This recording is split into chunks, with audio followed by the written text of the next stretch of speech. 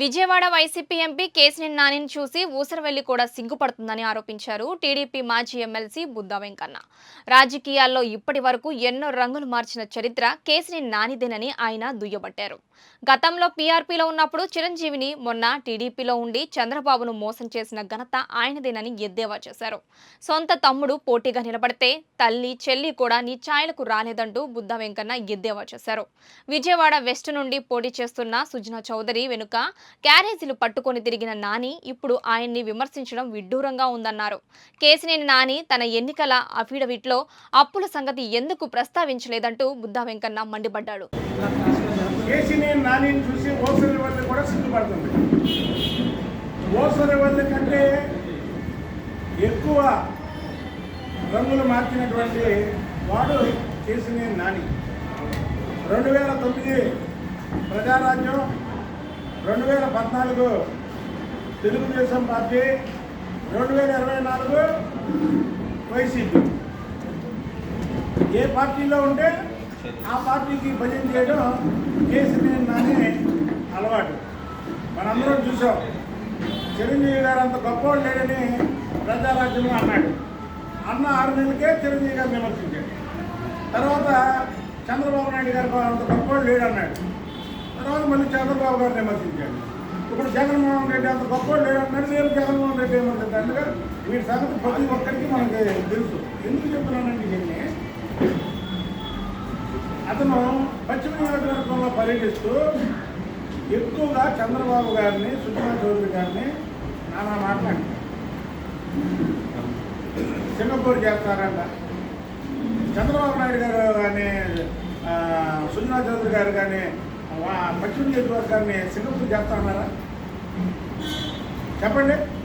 Singapore చేసి ఈ రోడ్లన్నీ అడపు చేసి పేదవాళ్ళని ఇక్కడి నుంచి పంపించేస్తారని ఒక తప్పుడు ప్రచారం మొదలుపెట్టారు. సుజనా చౌదరి గారు ఏమన్నాడు? వెస్ట్ నియోజకవర్గంగా చేస్తారన్నాడు. అది తప్ప? చెప్పండి. వెస్ట్ నియోజకవర్గం అంటే బాగు చేస్తానని ఈ చదువులేని దద్దమ్మ నేను చదువుని గెలుపుతారు. రేపు నువ్వు ఓడిపోయిన తర్వాత నీ ఆఫీస్ మీద పడి నీ అప్పులో అందరూ కూడా నీ భక్తులు ఓడిపిస్తే కంటారు కూడా. ఎవరు చెప్పలేకపోతుంది? నీ జాతకం చెప్పాలంటే ప్రైవేట్లోకి ఎంతమందికి డబ్బులు ఇవ్వాలి? ఎవరైనా డబ్బులు అడుగుతాడా అని కాల్ మనీ అంటాడు. డబ్బులు అప్పించిన డబ్బులు అడగకుండా కాల్ మనీ ఏదే బాబా ఏ లేకుండా ఎవరున్నారో కేసులున్నాయి. కాబట్టి రేపు ఎన్నికల కమిషన్ ఉన్నటువంటి కేసులు ఎన్నికల అప్లికేషన్ వేయలేదు. దీన్ని మేము కంప్లైంట్ చెప్తాము. కేసునేని నానిని పోటీ చేయడానికి అనర్హులుగా ప్రకటించే వరకు నేను పోరాటం చేస్తాను. ఎందుకంటే కంపల్సరీ చేయాల్సిందే. అయిపోయింది. డేట్ కూడా అయిపోయింది. డేట్ కూడా అయిపోయింది. నీకు దమ్మంటే నువ్వు నిజాయితీ పరుడు అని చెప్పుకుంటున్నావు కదా. నువ్వు నిజాయితీ పరుడు అయితే ఇప్పుడు కదా నీ ఆస్తులన్నీ అప్పులు కట్టు. బ్యాంకు కట్టు. శ్రీరామ్ చిట్స్ కట్టు. ప్రైవేట్ ఫైనాన్స్ ఇవ్వాల్సిన ప్రైవేట్ ఫైనాన్స్ కట్టు. ఎంతమంది కావాలో అంతమంది కట్టు. ఎంప్లాయీస్ జీతాలు ఇవ్వు. కార్మికుల్లో పక్కన కొట్టినటువంటి వ్యక్తి నువ్వు. ఎవరన్నా మన దగ్గర పనిచేస్తున్న వాళ్ళకి 1 రోజు 2 రోజుల్లో లేట్ అయితే నువ్వు ఒక పార్లమెంట్ మెంబర్గా ఉన్నావు. సిగ్గులేదు నీకు? కార్మికుల జీతాలు ఎక్కొడతావా? ఎక్కొట్టి వాళ్ళు ధర్నా చేస్తే కనీసం ఆ ధర్నా చేశారే మన పరువు పోతుంది. నీకు పరువు అంటేనేగా. నువ్వు వ్యక్తి అన్నాడు ఇప్పుడే 2014 నుంచి 10 సంవత్సరాల్లో నువ్వు ఒక పార్లమెంట్ మెంబర్గా ఉండి నువ్వు ఈ అప్పులు ఎందుకు కట్టట్లేదు? నువ్వు ఆస్తులు రాసావు కదా. ఈ ఆస్తులు ఎందుకు వస్తాయి డబ్బులు?